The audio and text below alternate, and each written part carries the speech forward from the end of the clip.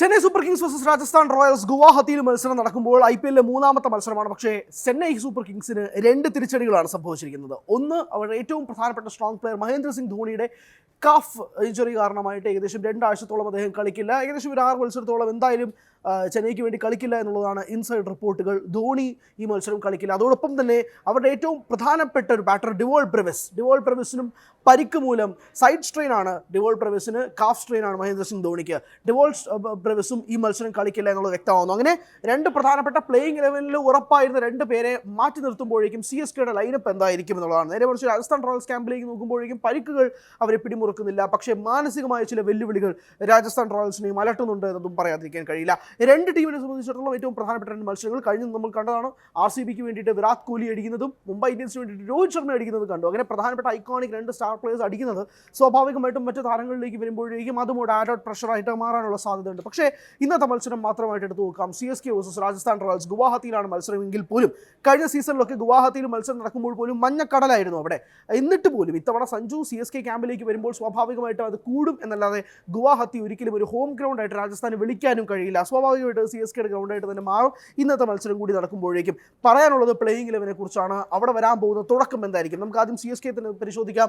ഋതുരാജ് ഗെയ്ക്വാദ് എന്ന ക്യാപ്റ്റൻ പറഞ്ഞതുപോലെ തന്നെ ഓപ്പണിംഗിൽ നിൽക്കാൻ പോകുന്ന 2 പ്രധാനപ്പെട്ട പ്ലേയേഴ്സ്, ഒന്ന് ഗെയ്ക്വാദ്, മറ്റൊന്ന് സഞ്ജു സാംസൺ തന്നെയായിരിക്കും. ആയുഷ് മാത്രമേ നമ്മൾ തുടക്കത്തിൽ പ്ലേസ് ചെയ്യാൻ വേണ്ടിയിട്ടുള്ള ശ്രമങ്ങൾ നടത്തി. പക്ഷേ മാത്രമേ ഇപ്പോൾ ടീമിൽ തന്നെ ഉണ്ടാകുമോ ഇല്ലയോ എന്നുള്ള സിറ്റുവേഷൻ നിൽക്കുകയാണ്. കാരണം മൂന്നാമതായിട്ട് മാത്രമേ എടുക്കണമെങ്കിൽ അവിടെ ഊർവിൽ പട്ടേലിൻ്റെ സ്ഥാനം നഷ്ടമാകണം. ഊർവിൽ പട്ടേലാണോ ആയുഷ് മാത്രയാണോ ടീമിലേക്ക് വരാൻ പോകുന്നത് ഒരു പ്രധാനപ്പെട്ട ചോദ്യചിഹ്നമുണ്ട്. അതോടൊപ്പം തന്നെ ഇന്നത്തെ അല്ലെങ്കിൽ ഇത്തവണത്തെ ഓപ്ഷനിൽ ഏറ്റവും പ്രധാനപ്പെട്ടതായി 2 പ്ലേയേഴ്സിന് CSK വാങ്ങിയിരിക്കുന്നു. ഒന്ന് പ്രശാന്ത് വീർ, മറ്റൊന്ന് കാർത്തിക് ശർമ്മ. ഏകദേശം 14.2 കോടി രൂപയ്ക്ക് CSK വാങ്ങുമ്പോൾ പ്രശാന്ത് വീർ ആവട്ടെ ഒരു ഓൾറൗണ്ടറാണ് ഫ്രം UP. അദ്ദേഹത്തെ ഒരു ലെഫ്റ്റ് ആം ഓഫ് സ്പിന്നറായിട്ട് യൂസ് ചെയ്യാം, ലെഫ്റ്റ് ആം ബോളറായിട്ട് യൂസ് ചെയ്യാം. അതോടൊപ്പം തന്നെ അദ്ദേഹം ബാറ്റിങ്ങിനും ഗംഭീരമാണ്. CSK ഏത് ഓപ്ഷൻ തിരഞ്ഞെടുക്കും? കാർത്തിക് ശർമ്മയോ പ്രശാന്ത് വീറിനെയോ അതോ 2 പേരെയുമായി മുന്നോട്ട് പോകുമോ? സഞ്ജു സാംസൺ ടീമിലുള്ളത് കൊണ്ട് തന്നെ കാർത്തിക് ശർമ്മ എന്നൊരു ആഡഡ് വിക്കറ്റ് കീപ്പറിന് CSKക്ക് പരീക്ഷിക്കേണ്ട ആവശ്യം വരുന്നില്ല. അങ്ങനെയെങ്കിൽ കാർത്തിക് ശർമ്മ സ്വാഭാവികമായിട്ട് ടീമിൽ നിന്ന് മാറുമോ? പക്ഷേ 14.2 കോടി രൂപയ്ക്ക് CSK കാർത്തിക് ശർമ്മയെ വാങ്ങുമ്പോഴേക്കും അദ്ദേഹത്തെ പ്ലേസ് ചെയ്യേണ്ടി വരില്ലേ? അദ്ദേഹത്തെ ടീമിൽ എടുക്കണ്ടേ? ഇതൊരു ചോദ്യം കൂടിയുണ്ട്. ഇവിടെ ഡിവോൾ ബ്രെവിസും കൂടി ഇല്ലാതിരിക്കുന്ന ഒരു സാഹചര്യത്തിൽ ടോപ്പ് ഓർഡറിൽ CSKക്ക് മുഴുവൻ ഇന്ത്യൻ ബാറ്റർമാരാകുമോ എന്നുള്ളതാണ് സംശയം. അങ്ങനെയാണെങ്കിൽ ഒരു ഓവർസീസ് ബാറ്റർമാർ പോലും ഇല്ലാതെ CSK ഇന്നത്തെ മത്സരത്തിൽ ഇറങ്ങുമോ എന്നതും വളരെ നിർണായകമായ ഒരു ചോദ്യമാണ്. അങ്ങനെ ഇനി ഓൾറൗണ്ടേഴ്സ് തൊട്ട് ജെയ്മി ഓവർട്ടണിൽ തൊട്ട് മാത്രമേ പരീക്ഷണാടിസ്ഥാനത്തിൽ ഇനി ഒരു ഫോറിൻ പ്ലെയർ വരുന്നുള്ളൂ എന്നൊരു ചോദ്യം കൂടെ നിൽക്കുന്നുണ്ട്.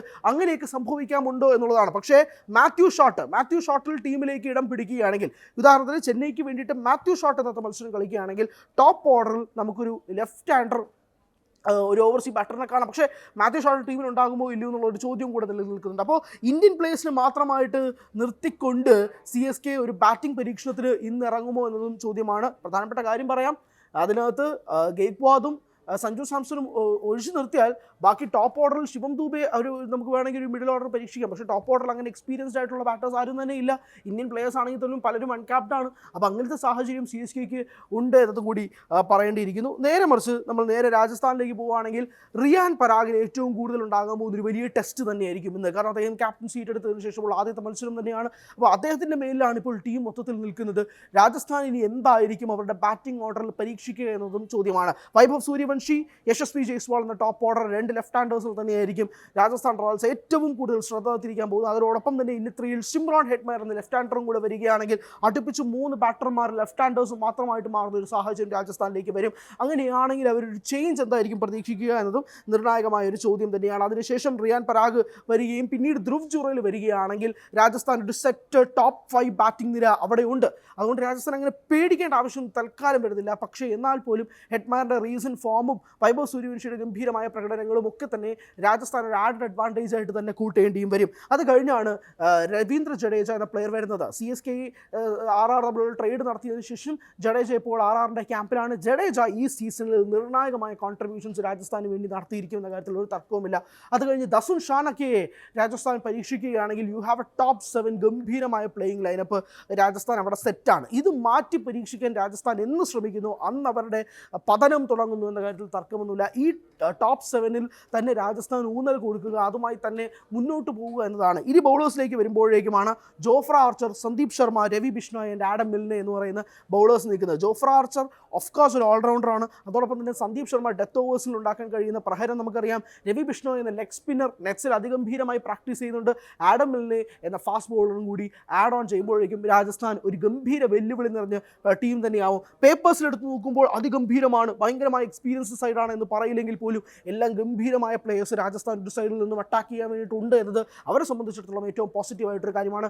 നേരെ മറിച്ച് CSKക്ക് നോക്കുമ്പോഴേക്കും പരിക്കുകൾക്ക് മേൽ പരിക്കുകൾ അവർക്കൊരു വലിയ തിരിച്ചടിയാകുമ്പോൾ അവർ എക്സ്പീരിയൻസ്ഡ് സൈഡ് ആണെങ്കിൽ പോലും ഒരുപക്ഷെ പണ്ടൊക്കെ CSKക്ക് ഉണ്ടായിരുന്ന ചീത്തപ്പേര് വയസ്സന്മാരുടെ ടീം എന്നതാണ്. അവിടെ നിന്ന് മാറിക്കൊണ്ട് യൂത്തന്മാർ നിറഞ്ഞു നിൽക്കുന്ന ടീമായിട്ട് CSK മാറുന്നത് ഇത്തവണത്തെ ലൈനപ്പിൽ നിന്ന് നമുക്ക് വ്യക്തമാകും. നമ്മൾ പറഞ്ഞു നിന്നത് പ്രശാന്ത് വീറും കഴിഞ്ഞ് ജേമി ഓവർട്ടണിൽ നിൽക്കുമ്പോഴേക്കും CSKയുടെ ബൗളിംഗ് നിരയാണ്. ഖലീൽ അഹമ്മദ് എന്ന് പറയുന്ന അവരുടെ ലെഫ്റ്റ് ഹാം പേസ് ബോളുകൾ തന്നെയായിരിക്കും അവർ ഏറ്റവും കൂടുതൽ പ്രതീക്ഷ അർപ്പിക്കുന്നത്. അതോടൊപ്പം തന്നെ രാഹുൽ ചഹർ എന്ന ലെഗ് സ്പിന്നറിനെയും റൈറ്റ് ആം ലെഗ് സ്പിന്നറിനെയും നൂർ അഹമ്മദ് എന്ന ലെഫ്റ്റ് ആം ലെഗ് സ്പിന്നറിനെയും കൂടെ അവർ പരീക്ഷിക്കുകയാണെങ്കിൽ CSKയുടെ ആ 4-8 ഓവർ വളരെ നിർണായകമാകും. പ്രത്യേകിച്ച് 7 മുതൽ 15 വരെയുള്ള ആ ഒരു മിഡിൽ ഓവേഴ്സ് CSKക്ക് പിടിച്ചു നിർത്താൻ കഴിഞ്ഞാൽ, അത് രാഹുൽ ചഹറിനെയും നൂർ അഹമ്മദിനെയും വെച്ച് പിടിച്ചു നിർത്താൻ കഴിഞ്ഞാൽ ഓപ്പോണൻസിന് അത് വലിയൊരു ക്ഷീണമാകുമെന്നതും. കാരണം രണ്ട് സൈഡിൽ നിന്നും ലെഗ് സ്പിന്നേഴ്സാണ് വരുന്നത്.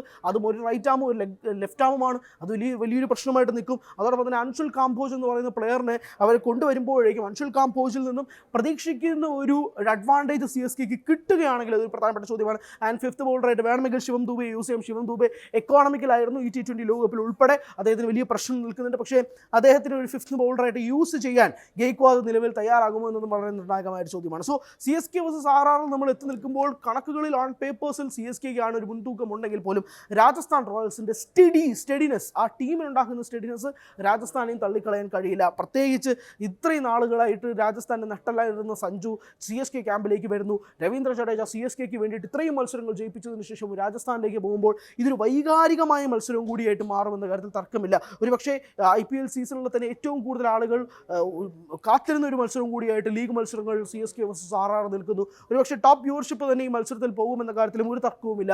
ആ രീതിയിലേക്ക് ഇതൊരു മത്സരത്തെക്കാളുപരി ഇത് വൈകാരികമായ നിമിഷം, ചില മാച്ചപ്സിന് വേണ്ടി കാത്തിരിക്കുകയാണ്. ഒരുപക്ഷെ ധോണി വേഴ്സസ് ജഡേജ മാച്ചപ്പിനൊക്കെ വേണ്ടി കാത്തിരുന്നെങ്കിൽ പോലും ധോണിയുടെ അഭാവം ആ ഒരു സാധ്യത കുറയ്ക്കുന്നുണ്ടെങ്കിൽ പോലും സഞ്ജു സാംസൺ ബാറ്റ് ചെയ്യാൻ വേണ്ടിയിട്ട് ഇറങ്ങുമ്പോൾ ജോഫ്ര ആർച്ചർ പന്തെറിയുകയാണെങ്കിൽ അങ്ങനെയുള്ള ചില മൊമെൻറ്റ്സുകൾ ഒരുപക്ഷെ വലിയ നിർണായകമായിട്ട് തന്നെ നിൽക്കും. അങ്ങനെ രാജസ്ഥാനെതിരെ സഞ്ജു സാംസൺ പാഡ് അണിയുന്നതൊക്കെ ഒരുപക്ഷെ ഭയങ്കരമായ രീതിയിൽ വ്യൂവർഷിപ്പ് മാറും. അതൊരു വൈകാരികമായ നിമിഷവും കൂടിയായിട്ട് മാറുന്ന ഒരു സാഹചര്യത്തിലേക്ക് നിൽക്കും. അതൊരു വെറും മത്സരമായിട്ട് മാത്രമല്ല കണക്കാക്കുന്നത്. അങ്ങനെ സഞ്ജുവിനെ വളർത്തിക്കൊണ്ടുവന്ന രാജസ്ഥാൻ റോയൽസിനെതിരെ സഞ്ജു കളിക്കുന്നു എന്നുള്ള രീതിയിലും ആ ഒരു ടാഗിലും കൂടിയായിരിക്കും ഇന്നത്തെ മത്സരം വളരെ നിർണായകമായിട്ട് മാറാൻ പോകുന്നു. സോ ഇതായിരിക്കും ഒരു പ്രോബബിൾ പ്ലേയിങ് ലൈനപ്പ് നിൽക്കുന്നത്. CSKയുടെ പരിക്ക് എത്രയും വേഗം തന്നെ അവർക്ക് മാറ്റിയില്ലെങ്കിൽ ആ ഒരു പ്രത്യേക ഒരു പെർഫെക്റ്റ് 11 കണ്ടുപിടിച്ചവർക്ക് മതിയാവുമല്ലോ. ഇമ്പാക്ട് സബ്സിലേക്ക് നമ്മൾ കൂടുതൽ പോകുന്നില്ല. കാരണം ആദ്യത്തെ മത്സരമാണ്, പല രീതിയിലും പല പരീക്ഷണങ്ങളും നടത്താനുള്ള സാധ്യതയും കൂടിയുണ്ട്. അതുകൊണ്ട് തന്നെ CSK vs RR ഒരു ഗംഭീരമായ മത്സരമായിട്ട് തന്നെ നിലനിൽക്കുന്ന ഒരു സാഹചര്യം കൂടിയുണ്ട്. അതിന് വൈകാരികമായ നിമിഷങ്ങളും മുഹൂർത്തങ്ങളും സാക്ഷ്യപ്പെടുത്തുകയും ചെയ്യും. കൂടുതൽ വാർത്തകൾക്ക് News 18 Keralam YouTube channel subscribe ചെയ്യുക.